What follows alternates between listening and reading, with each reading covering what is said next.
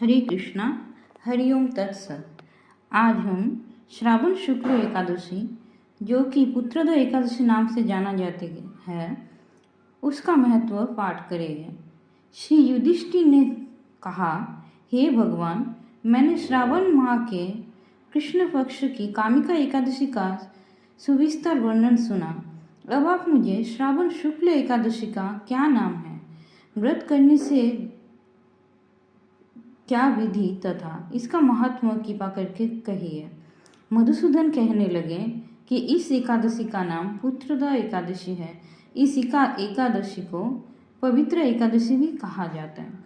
पुत्रदा एकादशी व्रत करने वाले व्यक्ति को पूजा के बाद श्रवण पुत्रदा एकादशी व्रत की कथा जरूर सुननी चाहिए। ऐसा करने से व्रत पूर्ण होता है और मनोकामनाएं भी पूर्ण होती है। अब आप शांतिपूर्वक इसकी कथा सुनिए। द्वापर युग में आरंभ में महिष्मती नाम की एक नगरी थी, जिसमें महिजित नाम का राजा राज्य करता था। लेकिन पुत्रहीन होने के कारण राजा को राज्य सुखदायक नहीं लगता था। उसका मानना था कि जिसके संतान ना हो, उसके लिए ये लोक और परलोक दोनों ही दुखदायक होते हैं। पुत्र सुख की प्राप्ति के लिए राजा ने अनेक उपाय किए, परंतु राजा को पुत्र की प्राप्ति नहीं हुई। वृद्धावस्था आती देखकर राजा ने प्रजा के प्रतिनिधियों को बुलाया और कहा, हे प्रजाजनों, मेरे खजाने में अन्याय से उपार्जन किया हुआ धन नहीं है, न मैंने कभी देवताओं तथा ब्राह्मणों का धन छीना है। किसी दूसरे की धरोहर भी मैंने नहीं ली। प्रजा को पुत्र के समान पालता रहा। मैं अपराधियों को पुत्र तथा बांधवों की तरह दंड देता रहा। कभी किसी से घृणा नहीं की, सबको समान माना है। सज्जनों की सदा पूजा करता हूँ। इस प्रकार धर्मयुक्त राज्य करते हुए भी मेरे पुत्र नहीं है, सो मैं अत्यंत दुख पा रहा हूँ। इसका क्या कारण है? राजा महिजित की इस बात को विचारने के लिए मंत्री तथा प्रजा के प्रतिनिधि वन को गए। वहाँ बड़े बड़े ऋषि मुनियों के दर्शन किए। राजा की उत्तम कामना की पूर्ति के लिए किसी श्रेष्ठ तपस्वी मुनि को देखते फिरते रहे। एक आश्रम में उन्होंने एक अत्यंत वयोवृद्ध, धर्म के ज्ञाता, बड़े तपस्वी, परमात्मा में मन लगाए हुए, निराहार, जितेंद्रिय, जितात्मा, जित क्रोध, सनातन धर्म के गुण तत्वों को जानने वाले, समस्त शास्त्रों के ज्ञाता महात्मा लोम्स मुनि को देखा, जिनका कल्प के व्यतीत होने पर एक रोम गिरता था। सबने जाकर ऋषि को प्रणाम दिया। उन लोगों को देखकर मुनि ने पूछा कि आप लोग किस कारण से आए हैं? निस्संदेह मैं आप लोगों का हित करूंगा। मेरा जन्म केवल दूसरों के उपकार के लिए हुआ है, इसमें संदेह मत करो। लोम्स ऋषि के ऐसे वचन सुनकर सब लोग बोले, हे महर्षि, आप हमारी बात जानने में ब्रह्मा से भी अधिक समर्थ है, अतः आप हमारे इस संदेह को दूर कीजिए। महिष्मतीपुरी का धर्मात्मा राजा महिजित प्रजा का पुत्र के समान पालन करता है, फिर भी वे पुत्रहीन होने के कारण दुखी है। उन लोगों ने आगे कहा कि हम लोग उसकी प्रजा है, अतः उसके दुख से हम भी दुखी हैं।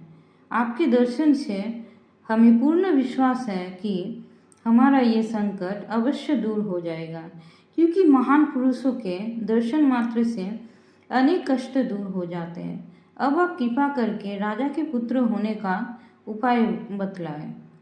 ये वार्ता सुनकर ऋषि ने थोड़ी देर के लिए नेत्र बंद कर लिए और राजा के पूर्व जन्म का वृत्तांत जानकर कहने लगे कि ये राजा पूर्व जन्म में एक निर्धन वैश्य थे।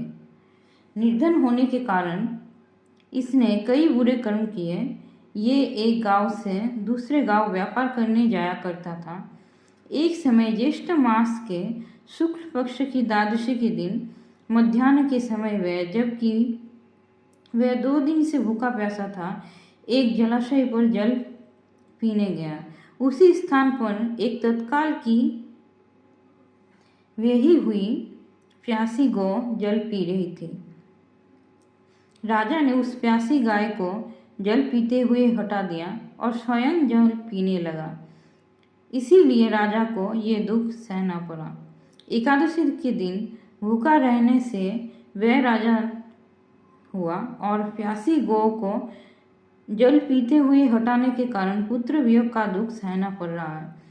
ऐसा सुनकर वे लोग कहने लगे कि हे ऋषि, शास्त्रों में पापों का प्रायश्चित भी लिखा है, अतः जिस प्रकार राजा का ये पाप नष्ट हो जाए, आप ऐसा कोई उपाय बताएं। लोमश मुनि कहने लगे कि श्रावण शुक्ल पक्ष की एकादशी को, जिसे पुत्रदा एकादशी भी कहते हैं, तुम सब लोग व्रत करो और रात्रि को जागरण करो, तो इससे राजा का ये पूर्व जन्म का पाप अवश्य नष्ट हो जाएगा। साथ ही राजा को पुत्र की अवश्य प्राप्ति होगी। लोमश ऋषि के ऐसे वचन सुनकर मंत्रियों सहित सारी प्रजा नगर को वापस लौट आई और जब श्रावण शुक्ल एकादशी आई तो ऋषि की आज्ञा अनुसार सबने पुत्रदा एकादशी का व्रत और जागरण किया। इसके पश्चात द्वादशी के दिन इसके पुण्य का फल राजा को दिया गया। उस पुण्य के प्रभाव से रानी ने गर्भ धारण किया और प्रसव काल समाप्त होने पर उसके एक बड़ा तेजस्वी पुत्र उत्पन्न हुआ। इसीलिए हे राजन, इस श्रावण शुक्ल एकादशी का नाम पुत्रदा पड़ा। अतः संतान सुख की इच्छा हासिल करने वाले इस व्रत को अवश्य करें।